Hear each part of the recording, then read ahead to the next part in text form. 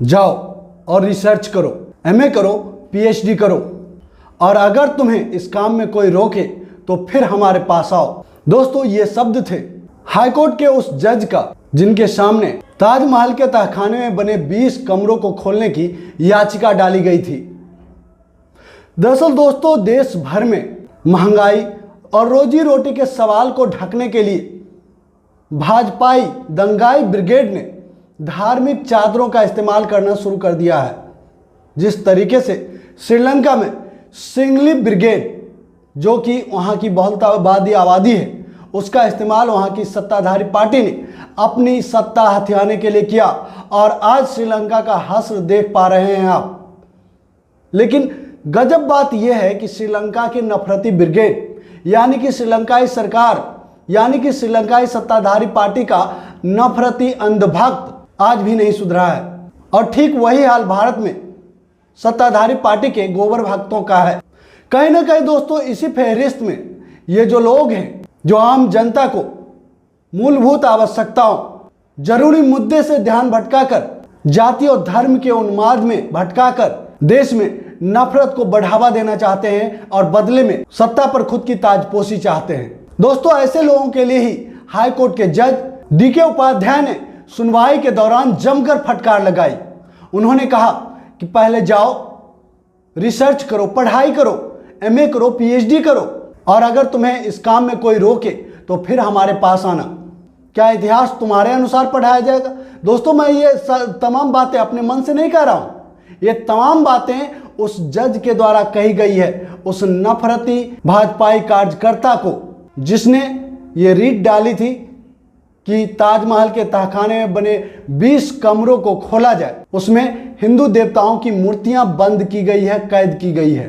लेकिन दोस्तों, ऐसा लगता है कि शायद जज साहब को भी ये मालूम चल गया होगा कि ये याचिकाकर्ता किसी आम यूनिवर्सिटी का स्टूडेंट तो नहीं है, ये जरूर व्हाट्सएप यूनिवर्सिटी का हो। बड़े अफसोस की बात तो ये है कि जिस व्हाट्सएप यूनिवर्सिटी का ज्ञान छोटे मोटे छोड़िए प्रधानमंत्री भी फैला देते हैं, सार्वजनिक मंचों से प्रधानमंत्री भी कुछ दावा करने से नहीं चूकते हैं, वो भी व्हाट्सएप यूनिवर्सिटी के ज्ञान के बदौलत। तो भाई, ये छोटे मोटे कार्यकर्ताओं की क्या बिसात है। अब जरा याचिकाकर्ता का भी परिचय सुन लीजिए। याचिकाकर्ता का नाम है रजनीश सिंह। ये भारतीय जनता पार्टी के अयोध्या के मीडिया प्रभारी हैं। इस जनाब को ये नहीं पता था कि ताजमहल का तहखाना 300 सालों तक खुला रहा। अब आप ही सोचिए कि इस दौरान कितनी पीढ़ियां इसे देख चुकी होगी। आज जब ये उसे खुलवाने की बात कर रहे हैं, मुझे नहीं लगता कि उसको खुलवाने में कोई परेशानी होनी चाहिए। खोल दिया जा सकता है, लेकिन जब इस तरह की चीज़ों को बढ़ावा दिया जाएगा, ऐसे वक्त में जब हमारे देश के न्यायालय में लाखों लाख केस पेंडिंग है, ऐसे वक्त में जब इस तरह के मामलों को तवज्जो दिया जाने लग जाएगा, तो हर आए दिन लोग एक पिटीशन डाल देंगे, कहें कि हमें उसका गेट खुलवा के दिखाओ, हमें उसका घर खुलवा के दिखाओ, हमें प्रधानमंत्री कार्यालय देखना है, हमें राष्ट्रपति कार्यालय देखना, हमें जज का चैम्बर देखना। ये क्या है? सांप्रदायिक रंग देने का एक भाजपाई, एक संघी एजेंडा भर है। इससे कुछ हासिल होने वाला नहीं है। और दोस्तों, ऐसा भी नहीं है कि सिर्फ और सिर्फ ताजमहल के ही कमरे बंद हैं। देश भर के ऐसे कितने सारे धरोहर हैं जिनके तहखानों में या फिर ऐसे भी बने कमरों को लॉक करके रखा जाता है ताकि पर्यटक उसको क्षति ना पहुंचाए। अजीब विडंबना है दोस्तों। देश के हालात पहले से ही खस्ताहाल थे, क्योंकि मोदी जी जब सत्ता में आए, जिसके सहारे आए, उस पर दिन रात काम चल रहा है, लेकिन जिसके लिए आए, जो वादा उन्होंने किया, उसे कभी पूरा नहीं किया। क्योंकि दोस्तों, देश के इतिहास में ये पहली बार हुआ था जब भारतीय जनता पार्टी, देश की प्रमुख विपक्षी पार्टी, पहली बार धर्म को विकास के रैपर में लपेट कर लाई थी। इसलिए भी लोगों ने भरोसा किया। अब लोगों को क्या पता था कि धर्म की अफीम का इतना आदी हो जाएंगे वो लोग कि एक दिन उन्हें धर्म के सिवा दूसरा कुछ दिखेगा ही नहीं।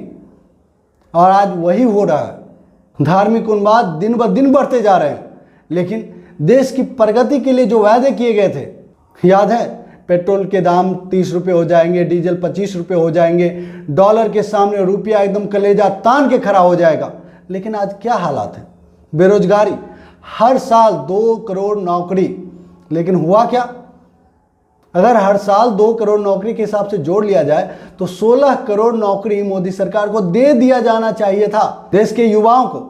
लेकिन उन्होंने ये 16 करोड़ नौकरी तो दी नहीं, बल्कि उन्होंने पिछले 7-8 सालों में 7 करोड़ से ज्यादा युवाओं को बेरोजगार कर दिया, लेकिन कोई बोलने वाला नहीं है। तो अंत में इतना ही कहूंगा कि ये तमाम हथकंडे आज भी देशवासियों का ध्यान भटकाने के लिए किया जा रहा है। देशवासी जागरूक रहें, सावधान रहें, अपने देश को बचा ले, श्रीलंका ना बनने दें। इस टॉपिक पर इतना ही। अगर हमारी प्रस्तुति आपको अच्छी लगी, वीडियो को लाइक कीजिए, शेयर जरूर कीजिए। और जो दोस्त पहली बार हमारे चैनल पर, आपसे निवेदन है कि हमारे चैनल को सब्सक्राइब कर लिए और घंटी के बटन को जोर दबा दें ताकि हमारा हर एक वीडियो सबसे पहले आपको मिले। जय हिंद, जय भारत, जय संविधान।